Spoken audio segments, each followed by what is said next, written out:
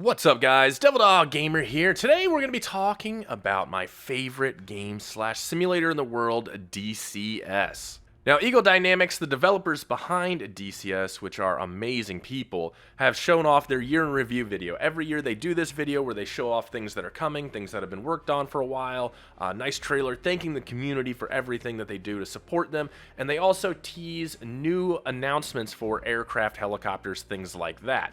And their 2023 and beyond video was a doozy, and we are going to talk about it quite a bit. But before we get started, I'd like to thank today's video sponsor, Zydax PCs. Zydax is a huge friend of the channel. They've done all my PCs. They absolutely are amazing.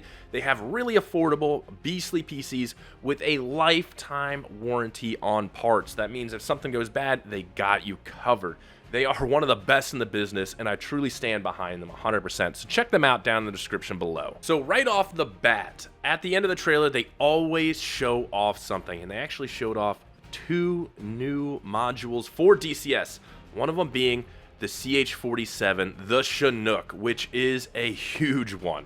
With the popularity of a lot of these PvP servers, running logistics through helicopters has been a big thing. While the Blue 4 mainly rely on the Huey, now having Apaches as gunships around to kind of support, we needed something better because Red 4 does have the Mi-8, which has a little more capacity and range, is able to kind of easily carry a lot of cargo. CH-47 is absolutely going to fill that gap, and it's going to be a day one purchase for me, and I'm going to be flying cargo and sling loading stuff all over the map, delivering cargo and forces anywhere anybody needs it. On top of that, after they showed off the Chinook, they also showed off the F6F Hellcat. I'm not a huge World War II guy on DCS. I love DCS, but I don't know about World War II stuff on it. But the F6F is going to be a huge game changer. One of the most dominant aircraft in the Pacific Theater. That thing is just absolutely going to be a day one purchase for me. Also, it's coming with the Corsair coming later too. There's going to be a lot of World War II aircraft coming along very quickly, and I'm really excited to see what they do with the Hellcat. Now, at the start of the trailer, they also said that the entire footage for the trailer was taken with the new multi-threading technology and DLSS. That's a huge one because VR and the system requirements to run this game at 100% are pretty high. It's very taxing. Multi-threading is going to be a huge game changer to those who want to squeeze out some extra FPS. Same with DLSS.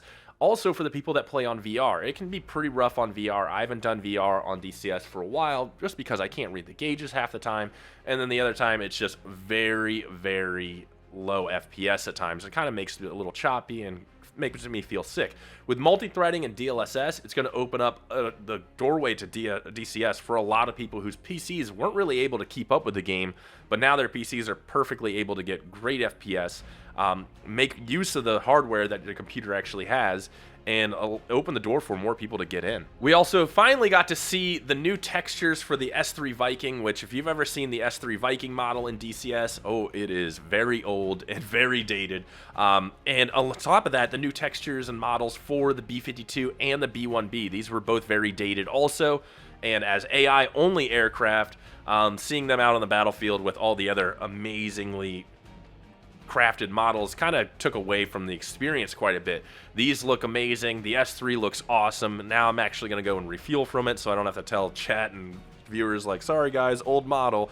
Really excited to see those in the game. We also got to see quite a bit of the F4E Phantom that Heatblur's working on. They're doing the E model, the Air Force variant first, I believe, and then they're going to do the Naval and Marine Corps variant too, kind of, basically kind of in that area, and then maybe the F4G, which will be huge. I'm a huge fan of the F4 Phantom with all the Cold War servers going on and just the amazingness of them. I'm really excited to get my hands on it. They are going to have multi-crew for it for the Wizzo, and apparently it will also use Jester that they use for their Tomcat. So I'm really excited for it. It looks really fleshed out. It looks pretty. It looks like we're probably definitely getting it in 2023. They also showed off quite a bit of the OH-58. Now, this helicopter I thought was kind of a goner because they were teasing it releasing right around the time that the Apache was, and then we didn't hear anything of it. This is one of my I'm definitely a day one purchase. I'm really looking forward to just having you know, Hellfires, the gun pods, being able to scout targets, lays for the Apache, lays for other aircraft with a little pod on the top, doing a lot of really cool things with it. I'm very excited for it. I'm glad it's in the trailer, which means it's not dead, and it definitely is coming at some point in time. We also got to see a ton of the C-130 module. Now, if you don't know about this, this started out as a mod and was amazing. We need logistics aircraft, especially for a lot of these PvP servers. And the C-130 was announced as a module that we're going to get from a third-party developer last year, I think it was, or the year before. We finally get to see tons of footage of it. Very excited for it because we're also going to be able to air-to-air refuel player aircraft with it also. Don't know if we're going to get Moab stuff, probably paratroopers, definitely cargo drops, things like that, and air-to-air refueling. I'm super excited for this. The mod itself had an AC-130 capability. Not sure if we're going to get that with the module, but probably in the future, maybe when it's fleshed out, maybe a separate release as an AC-130. That would be absolutely huge. Anyway, just our first logistics fixed-wing aircraft is a huge thing, and I'm super excited for it, and I'm glad we got to see a lot of it in the trailer. And of course, the F-15E by Razbam made quite an appearance in the trailer also. This is definitely going to be a 2023 release. I thought it was going to be a Q4 2022 release, but I was wrong. This is my favorite aircraft. The Mud Hen is just the absolute bee's knees, and it's looking absolutely amazing. Just showing it off with all the bombs under the pylons. I was like, oh my god, I can't wait to go bomb things with this thing. The F-15E is going to be that huge, everyone's going to fly it. It's just going to be, everyone's going to be there because it combines air-to-ground, loiter, and air-to-air capabilities. It's just going to be the go-to aircraft for majority of people, just because the radar's powerful, the platform's powerful. What it can carry is just ungodly amounts of bombs, and it can stay up there forever, basically. So I'm super excited that they showed off quite a bit of the Razbam F-15E, and I can't wait to get my hands on it. We also got to see a few sneak peeks of the new Sinai map, which is going to be pretty cool. I kind of wish it was a combined map into Syria, the Syria map, but I don't think eventually we're going to get to it. They are talking about doing an entire world map at some point in time that maybe work's already started on. But I'm definitely going to try out the Sinai map. A lot of crazy conflicts appeared around that area. So I think it'll be historically just a really cool one to do Cold War stuff on and just to experience all over the place, being able to see the pyramids of Giza and things like that. Not included in the trailer, though, they did talk a bit about the dynamic campaign that they are working on. The dynamic campaign is a big one. It is an ever-evolving landscape war, basically, that your choices and your failures and your successes dictate how the war is going and how it dynamically changes. Falcon BMS has a fantastic dynamic campaign that I've always wanted in DCS, and they've been working on a dynamic campaign in DCS. They have said that they are doing a very extensive customizable dynamic campaign that's pretty much going to be top tier when it comes to dynamic campaigns and simulators.